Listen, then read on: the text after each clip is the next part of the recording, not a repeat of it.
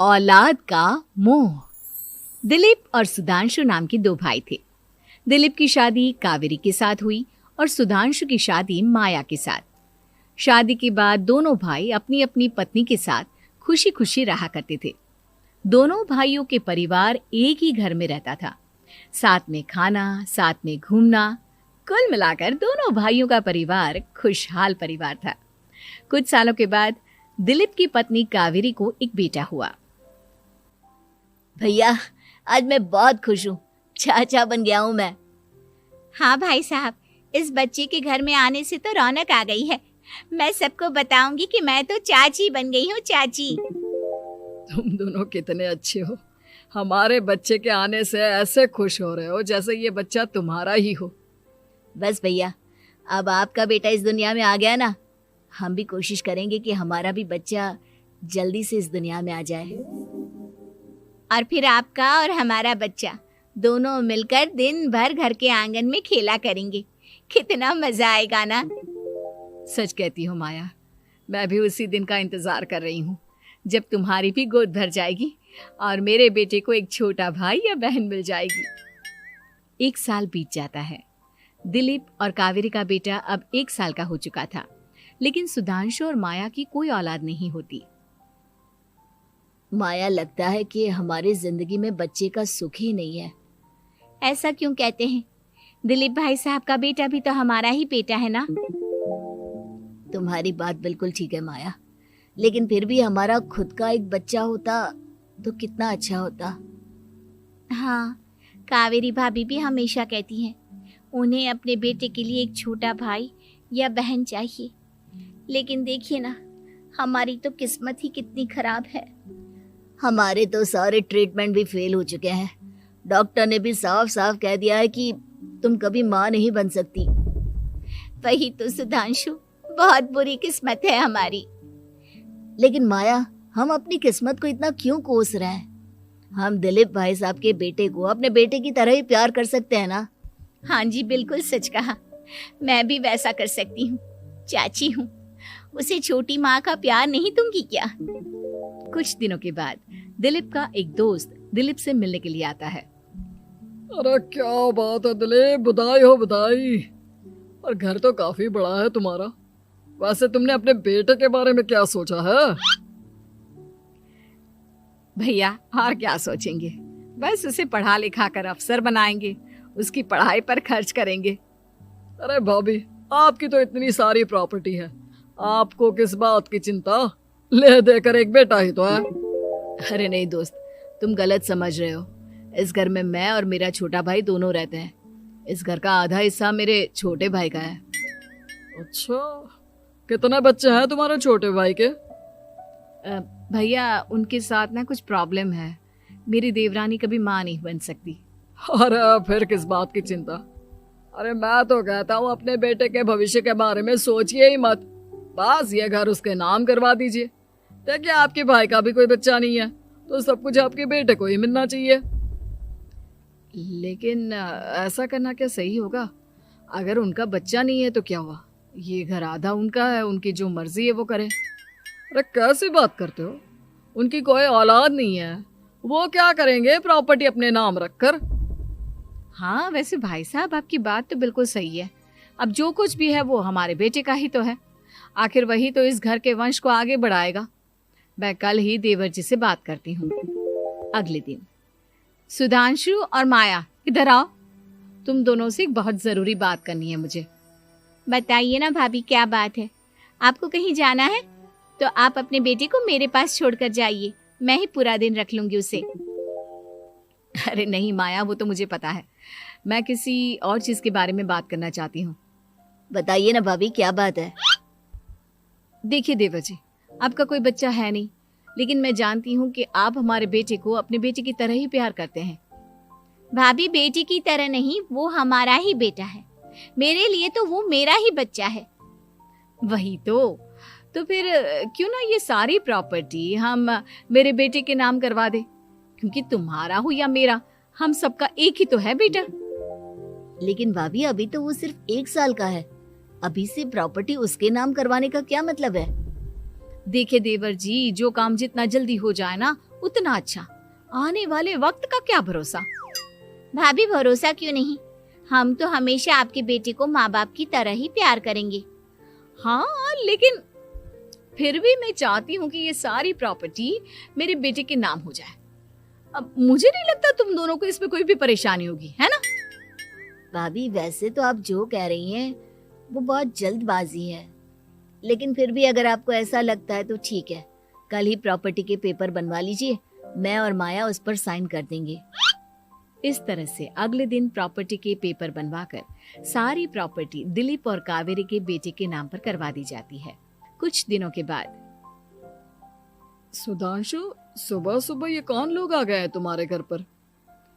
भैया वो ऊपर वाला कमरा खाली पड़ा था ना, सोच रहा था किराएदार रख देता हूँ। लेकिन किराएदार रखने से पहले आपने हमसे पूछा भी नहीं। भाभी इसमें आपसे पूछने वाली क्या बात थी, हमें एक ही कमरे की जरूरत थी, इसलिए सोचा दूसरा कमरा किराए पर दे देते हैं, कुछ इनकम हो जाएगी। अरे माया, ये सारी प्रॉपर्टी अब मेरे बेटे के नाम पर है और यहाँ पर जो कुछ भी होगा उसके लिए तुम्हें मेरी या दिलीप की परमिशन तो लेनी पड़ेगी ना। हाँ सुधांशु, तुम्हारी भाभी ठीक ही तो कह रही है। अब देखो, तुमने खुद अपने हाथों से ये प्रॉपर्टी हमारे बेटे के नाम की है, वह अभी बहुत छोटा है, तो इस घर से रिलेटेड सारे फैसले तुम्हें हमसे पूछ कर लेने चाहिए। भाभी हमें तो लगा था कि आप हम लोगों से बहुत प्यार करती हैं, लेकिन आप तो हमारे साथ भेदभाव करने लगी। अरे, इसमें भेदभाव करने वाली क्या बात है? और मैंने कौन सा तुमसे कुछ गलत मांग लिया? अरे ले देकर मेरा बेटा इकलौता इस पूरे वंश का वारिस है, सब कुछ उसके नाम है। तुम्हें इस बात से जलन क्यों हो रही है? भाभी माया को जलन नहीं हो रही, वो तो बस ऐसे ही कह रही थी। सब जानती हूँ मैं, इसकी खुद की तो कोई औलाद पैदा नहीं हुई, बस इसीलिए जब देखो तब मेरे बेटे पर बुरी नजर डालती रहती है। देखो माया, कावेरी तुमसे बड़ी है, वो जैसा कहती है वैसा करो। और वैसे भी इस घर पर अब तुम लोगों का कोई अधिकार नहीं है, वो तो हम लोगों की भलाई समझो जो तुम्हें अभी तक यहाँ रहने दिया है। भैया आप इतने कैसे बदल गए? इस प्रॉपर्टी ने आपके दिल से हमारे लिए प्यार पूरी तरह खत्म कर दिया है क्या? इसी तरह वक्त बीतता जाता है और देखते देखते दिलीप और कावेरी का बेटा प्रणव 25 साल का हो जाता है और उसकी नौकरी लग जाती है। पापा, आज मेरा अपॉइंटमेंट लेटर आ गया है, मैंने सिंगापुर में जॉब ज्वाइन कर ली है। लेकिन प्रणव, विदेश में नौकरी करने जाने से पहले तुम्हें कम से कम अपने मम्मी पापा से एक बार पूछना चाहिए था ना। इसमें पूछने वाली क्या बात है माँ, मैं सिंगापुर जाकर जॉब करना चाहता हूँ तो करना चाहता हूँ। देखो प्रणव, हमने तुम्हारे लिए इतनी सारी प्रॉपर्टी यहाँ पर रखी हुई है, उन सब का क्या होगा? यहाँ रहो, बिजनेस करो। सॉरी पापा, मैं यहाँ रहकर कोई बिजनेस नहीं करने वाला, और ये जितनी भी प्रॉपर्टी आपने मेरे लिए संभाल कर रखी है ना, ऐसे ही किसी को दान में दे दीजिए, क्योंकि मैं सिंगापुर से वापस इंडिया आकर कभी नहीं रहने वाला। दिमाग खराब हो गया है तेरा, जानता नहीं तेरी वजह से हमने तेरे चाचा चाची से लड़ाई करके पूरा घर तेरे नाम करवा दिया था। हाँ तो ऐसा करने से पहले आपको सोचना चाहिए था ना। और मम्मा, मैं तो वैसे भी उस वक्त 1 साल का था, मेरा इस मैटर से कोई लेना देना नहीं है। कैसी बात कर रहा है ये लड़का? अरे तेरी वजह से अपने छोटे भाई से दुश्मनी लेकर बैठा हूं मैंने तो उसे घर से भी निकाल दिया। जानता नहीं तू, बाजू वाले घर में एक छोटा सा कमरा किराए पर लेकर रहते हैं तेरे चाचा चाची, और ये सब मैंने तेरे लिए किया। देखिए पापा, आपने जो कुछ भी किया अपने लिए किया। मैंने आपसे कब कहा था कि मुझे ये प्रॉपर्टी और घर चाहिए? और वैसे भी अपने भाई के साथ इस तरह का बिहेव करके आपने कोई अच्छा काम तो किया नहीं।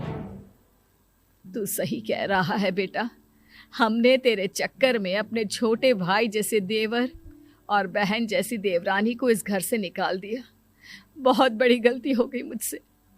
ठीक है मॉम, तो अब आप अपनी गलती सुधारो, लेकिन मुझे तो फॉरेन जाना है, मैं वहीं जाऊंगा। अब आगे क्या करना है ये आपका डिसीजन है। और प्रणव सिंगापुर जॉब करने के लिए चला जाता है। कुछ दिनों के बाद जब दिलीप और कावेरी को अपनी गलती का एहसास होता है तो वो सुधांशु के घर पहुंचती है। सुधांशु, माया, हमें माफ कर दो, हमसे बहुत बड़ी गलती हो गई। क्या हुआ भाभी? आज इतने सालों के बाद अब हम गरीब लोगों के घर क्या करने आई हैं? भाभी, हमने तो खुशी खुशी अपने भतीजे को सब कुछ दे दिया, अब हमारे पास कुछ भी नहीं बचा है। भाई मुझसे बहुत बड़ी गलती हो गई, जो तेरे जैसे भाई को मैंने प्रॉपर्टी के चक्कर में घर से निकाला, और जिसके लिए मैंने ये सब कुछ किया वो खुद ही विदेश चला गया। भैया भाभी, जिस बेटे के लिए आपने हम लोगों को इतनी तकलीफ दी, आपस के प्यार को बिगाड़ा, जब वही आपसे दूर चला गया तो आपको इस बात का एहसास हुआ। लेकिन माफ कीजिए, अब हम आपके साथ रहने के लिए उस घर में नहीं आ सकते। नहीं नहीं माया, ऐसा मत कहो, मुझसे बहुत बड़ी गलती हो गई, प्लीज वापस चलो, मैं वो घर फिर से तुम्हारे नाम कर देती हूँ। भाभी, मैं उस घर का क्या करूंगी? किसके लिए? मेरा कोई बच्चा नहीं, मैं तो बस जिंदगी भर आप लोगों के साथ प्यार से रहना चाहती थी, प्रणव को अपने बेटे की तरह प्यार करना चाहती थी, लेकिन आपने मुझसे वो अधिकार छीन लिया। भाभी और भैया, एक सवाल पूछना चाहता हूँ आप लोगों से। जो बच्चा कुछ ही दिन पहले दुनिया में आया हो, जिस बच्चे के भविष्य का आपको पता ही ना हो, उसके लिए अपने पुराने रिश्तों को तोड़ देना, अपने सगे रिश्तेदारों से दुश्मनी मोल लेना, उनके साथ झगड़ा करना, उनकी बेइज्जती करना, क्या ये सही है? कम से कम हमें सही वक्त का इंतजार तो करना चाहिए ना। सिर्फ प्रॉपर्टी के लिए अपने सगे भाई को घर से निकाल दिया, वो भी अपने 1 साल के बेटे के लिए। क्या ये वाकई में सही था? जवाब दीजिए मेरी बात।